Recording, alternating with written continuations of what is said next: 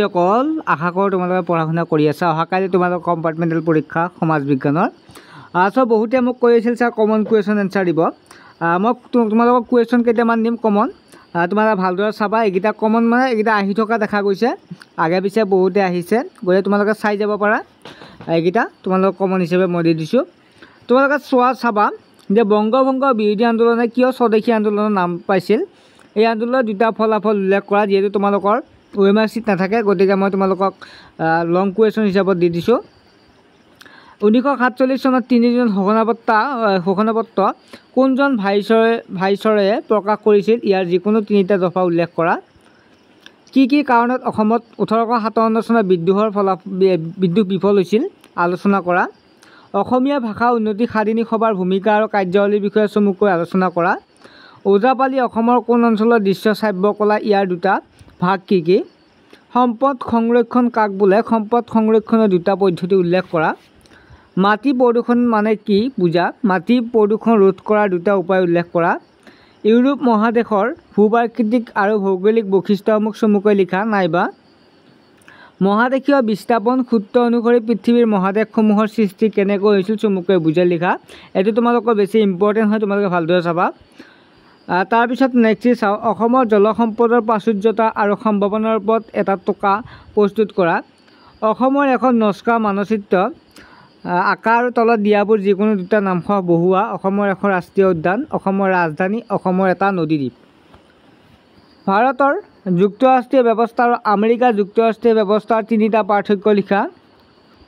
পৃথিৱীৰ বৃহত্তম মৰুভূমি কোনখন, ই ক'ত অৱস্থিত। জোনাকী যুগৰ ত্ৰিমূৰ্তি বুলিলে কাক বুজা যায়।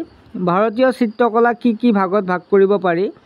ৰায়ত সভাৰ উদ্দেশ্যসমূহ কি। পাৰ্থক্যটো চোৱা, তোমালোকে এনেকুৱা চাবা যে এভাৰেষ্ট শৃংগৰ গড়টো অষ্টিন, ওচেনিয়া মহাদেশ আৰু এণ্টাৰ্কটিকা মহাদেশ। ভাৰতত গঢ়ি উঠা ভাস্কৰ্য শিল্পকলা কি ভাগত ভাগ কৰিব পাৰি। হেৰুকা আন্দোলন কোনে গঢ়ি তুলিছিল। এই আন্দোলন ক'ত আৰু কিয় গঢ়ি উঠিছিল। ভাৰতৰ প্ৰাচীন যুগত ৰচিত সংস্কৃত সাহিত্যৰাজিৰ ৰাজিত ভাৰতীয় সভ্যতা সংস্কৃতি আত্মা নিহিত হৈ আছে বুলি ক'ব পাৰি, আলোচনা কৰা। অথবা মহাদেশীয় বিস্থাপন আৰু সঞ্চালনৰ সূত্ৰটো চমুকৈ লিখা। তোমালোকক এইটো কৈছোঁ মই ইম্পৰ্টেণ্ট বুলি, চ' এইটো বেছি ভালদৰে চাই যাবা। ভাৰতীয় আন্দোলন অসমৰ মানুহৰ ভূমিকা সম্পৰ্কে চমুকৈ আলোচনা কৰা, এইটো এটা ইম্পৰ্টেণ্ট হয়। অসমীয়া ভাষা উন্নতি সাধিনী সভাৰ ভূমিকা আৰু কাৰ্যাৱলীৰ বিষয়ে আলোচনা কৰা।